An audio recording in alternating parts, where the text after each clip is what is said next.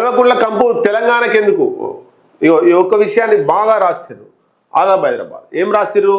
అసలు తెలంగాణ రాష్ట్రంలో సమస్యలు లేవా? ప్రజల సమస్యలు లేవా? ప్రజలు ఎదుర్కొంటున్నటువంటి సమస్యలు లేవా?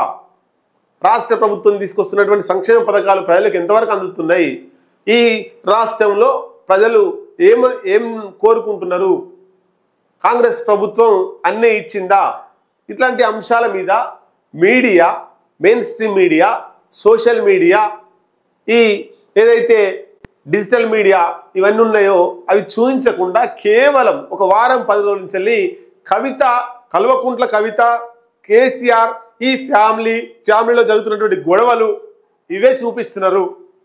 ఈ మీడియాకి ఇంకేం పని లేదా అనేటువంటి విషయాన్ని ఆదాబ్ హైదరాబాద్ రాసింది. ఒకసారి చూద్దాం. కల్వకుంట్ల కంపు తెలంగాణకి ఎందుకు? వాస్తవే, వాళ్ళ ఇంట్లో ఎవరు పదవి వస్తే మనకేంది, ఎవరికి ఎన్ని ఆస్తులు వంచిస్తే మనకేంది, ప్రెసిడెంట్గా కేటీఆర్కి ఇస్తే మనకేంది, కవితకి ఇస్తే మనకేంది, వాళ్ళ లొల్లి తెలంగాణ రాష్ట్ర ప్రజలకు ఎందుకు? వాస్తవమే, ఆదాబ్ హైదరాబాద్ రాసింది. అసలు విషయాలను దారి మళ్లించేందుకే ఆడుతున్న డ్రామాలు. ఈ 6 గ్యారంటీలు అమలు ఎట్లా చేయాల్సి వస్తుందో అని వీళ్ళు పెట్టుకుంటున్న పంచాయతీ తోటి కాంగ్రెస్ దాంట్లో ఇంకా ప్రెస్ మీట్లు పెట్టి ఇంకా కంపులు రేపుతున్నది. దాంట్లో బీజేపీ వాళ్ళు కూడా ఆ విషయంలో జొర్రి ఇంకా డ్రామాలు ఆడి ఈ విషయాన్ని పెద్దగా చేసి ఈ కాంగ్రెస్ బీజేపీ కావాలని లోపల కుమ్మక్కై ఈ కల్వకుంట్ల ఫ్యామిలీలో ఈ రాజకీయంలో ఏలు పెట్టి కాలు పెట్టి ఇప్పుడు ఈ రాష్ట్ర ప్రజలందరినీ ప్రశ్నించకుండా ఇటువైపు దృష్టి మళ్ళీరు. కాంగ్రెస్ పార్టీ ఏమో ఎక్కడ 6 గ్యారంటీల అమలు అడుగుతారో అని చెప్పేసి రాష్ట్ర ప్రజల దృష్టిని కవిత వైపు మళ్ళించారు, ఈ కల్వకుంట్ల ఫ్యామిలీ వైపు మళ్ళించారు. బీజేపీ ఏంటంటే నరేంద్ర మోడీ, పాకిస్తాన్ విషయంలో నరేంద్ర మోడీ పార్లమెంటు సమావేశాన్ని ఏర్పాటు చేయాలి, అసలు ఆ విషయాన్ని మొత్తం దేశ ప్రజలకు వివరించి చెప్పాలి అనేది ఒకటి.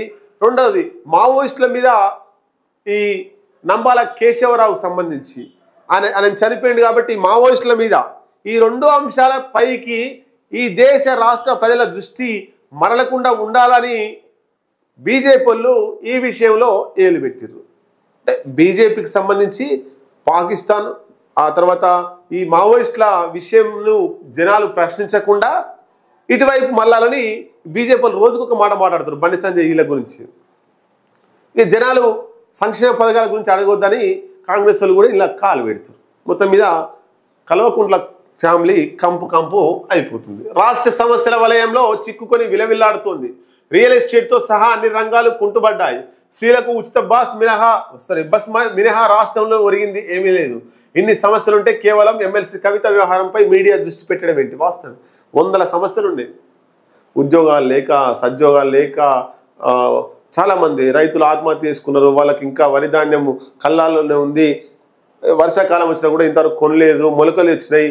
నెక్స్ట్ ఏంటి పరిస్థితి, రైతుల పరిస్థితి ఏంటి అర్థం కాని పరిస్థితి, ఇవన్నీ కూడా ఉన్నాయి. మీడియా మొత్తం కల్వకుంట్ల ఫ్యామిలీలో ఏం జరుగుతుంది అన్ని రాజకీయ పార్టీల నాయకులు 10 రోజులుగా ఇదే పెద్ద విషయంగా మారింది. అన్ని రాజకీయ పార్టీల నాయకులు ఏం కాదు, ఓన్లీ బీజేపీ వాళ్ళు, కాంగ్రెస్ వాళ్ళు ఇలా ఏలు పెట్టారు అంతే. వాళ్ళని మర్చిపోవడం కోసం, వాళ్ళని జనాలు ప్రశ్నించకుండా ఉండడం కోసం జనాల దృష్టిని ఇటువైపు మలుపుతున్నారు. Main stream media, social media, digital media కూడా అట్లే చూస్తుంది. ప్రజల తమ బ్రతుకుల్లో మార్పు వస్తుందా అని రోధిస్తున్నారు. ఇది కాంగ్రెస్ బీఆర్ఎస్ కలిసి ఆడుతున్న నాటకం. ఎస్, 100% కాంగ్రెస్ బీఆర్ఎస్ కాదు, కాంగ్రెస్ బీఆర్ఎస్ వాళ్ళు వాళ్ళ కాలంలో నాటకం ఆడుతున్నారు. ఆ నాటకానికి సపోర్ట్గా కాంగ్రెస్ వాళ్ళు, బీజేపీ వాళ్ళు వీళ్ళు వేషాలు వేసారు. కేటీఆర్, కవిత, కేసీఆర్, ఈ బీఆర్ఎస్ మొత్తం ఒక నాటకం ఆడుతున్నారు. అంటే వేషాలు కట్టుకొని నాటకం ఆడుతుంటే తబల పట్టుకొని ఏమో బీజేపీ వాళ్ళు వచ్చారు, తాళం పట్టుకొని కాంగ్రెస్ వాళ్ళు వచ్చారు. అది పరిస్థితి.